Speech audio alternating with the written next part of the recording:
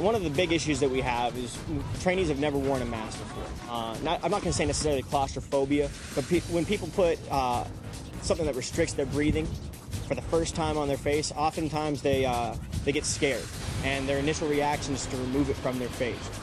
If you're in a contaminated environment, that mask is literally the only thing saving your life. So what we want them to understand is when that mask goes on their face, it has to stay there until the commander tells them that they can remove it. If you cannot keep a mask on your face in an exercise in basic military training, then we can't let you continue. A lot of basic training is yelling. In this type of situation, what we're trying to do is really de-escalate the situation. We want to make sure that they understand how important it is that that mask stays on their face and the repercussions that'll happen if it doesn't.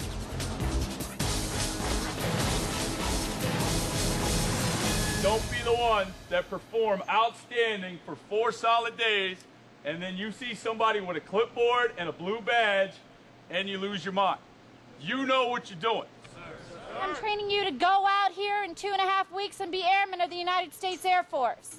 Show me that you care and that you know attention to detail. Got it? Yes, sir! Let's go, let's go, let's go! Go! We got 50 minutes before we're supposed to be combat ready again. Go, right. Combat ready as soon as possible. Out the gear to the right side. Down here, you're not on a detail or a duty or anything. You're not posted anywhere. Clean this tent. Attention to detail. That's all we need. That's right. Come on, we got this on lock. We just got to focus. Come in with my stuff. I got to go. Is going to be evaluated by the 737 Training Group Standards Evaluation Team. It's basically the elite of the elite MTI Corps. Everybody be motivated. Do what we got to do. They'll come out. They'll actually have a checklist, go or no go. They're assessed 85 points. Each deduction they get will take off from that 85 points.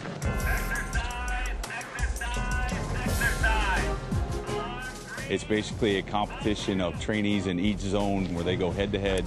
Same scenario, same exercise, same UXO, same casualties, same OPT4 scenarios as far as minimum force and deadly force.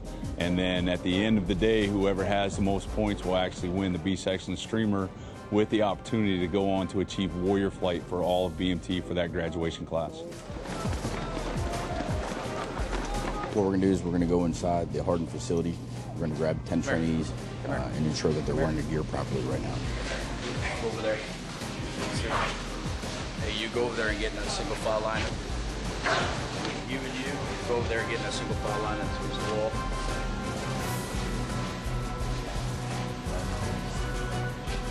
Move your hand.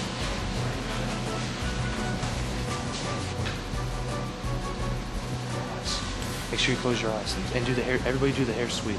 Put your hand before we get in. As soon as you take your mask off. Alive! Last door! Air attack! Air attack! Air attack! Alive! Right now what they're doing is they're conducting buddy checks to ensure that they're properly mopped up, that the hood is off the lens of the mask, and everything's zipped up, so there's no way that any contamination can get to them at this point. On the floor, is your mask sealed? All right, go away. All right, right now what they're doing is it's called a PAR sweep. It's a post-action reconnaissance sweep. It's an initial release. They all have teams. They have a self-aid buddy care team. They have UXO teams to check for unexploded ordnances.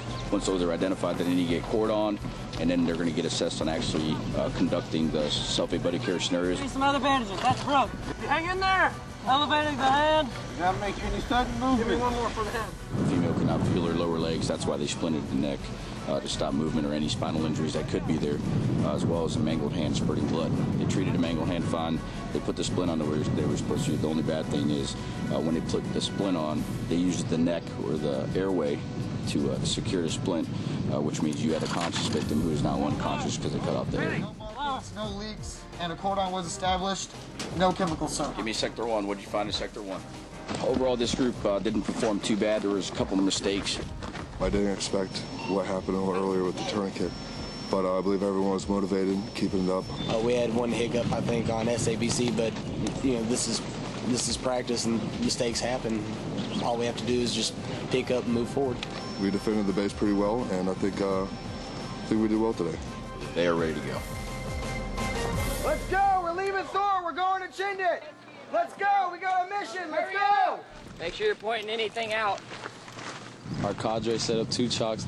and we were instructed to take a litter, 8 cones, SABC kit to Chindit. Halt! Who goes there? Reaper, top 2. Advance to be recognized. To find any casualties, UXOs, any IEDs, anything like that. Once they got there, they found the casualties. We escorted them back, and now I believe we're here to turn in our chem gear. I believe our mission is over.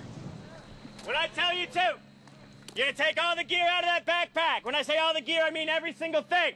If you have an MRE, TOG, Airman's Manual, I don't care. It comes out too and goes in a cargo pocket. Do you understand? Yes, sir. You're gonna put your pants over your left arm. What goes over your left arm? Pants, sir. Over your right arm, you're gonna drape your jacket. What goes over your right arm? Jacket, sir. Where do the pants go? They're at a state of exhilaration and relief. This is probably the best way to put it. The biggest challenge that cadre have now is try to keep that motivation level high because they feel like they're done.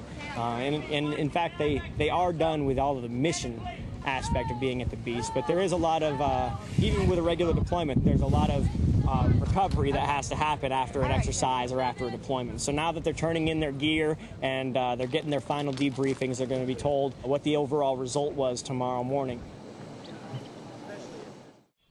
The B.E.A.S.T is over. You have officially checked one more box on your way to becoming airman. Along with your core values in the Airman's Creed, something that weaves us all together and makes us one.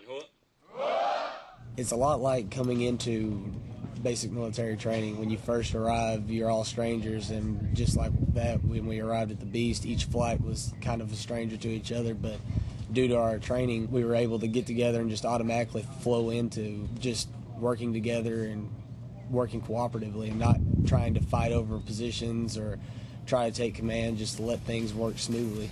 Okay, we got 2 winners this morning, and they are Vigilant and also Sentinel.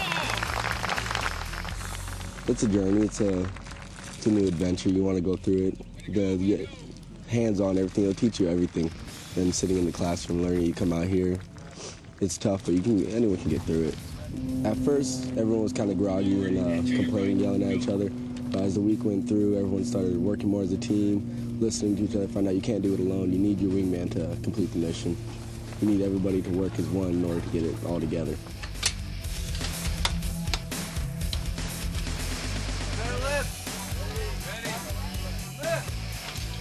It's like watching a child grow. When they first come into basic training, you've got this molded wad of clay that knows absolutely nothing about military life. Some think they know about military life because what they've seen on TV or what somebody has told them.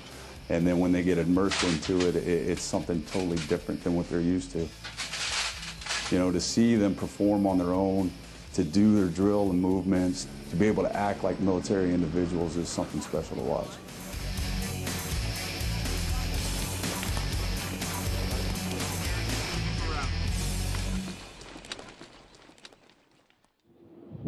When the trainees leave the B.E.A.S.T, they still have 2 weeks of basic to go. Back to their MTIs, taking them to school, back to class, back to dorm living. But for 5 days under the blazing heat of the Texas sun and the watchful eyes of the MTIs, they have a chance to put their warrior training to the test. They lead themselves, they become a team, they tame the B.E.A.S.T. I'm Staff Sergeant Brian Buckwalter, and this has been Recon.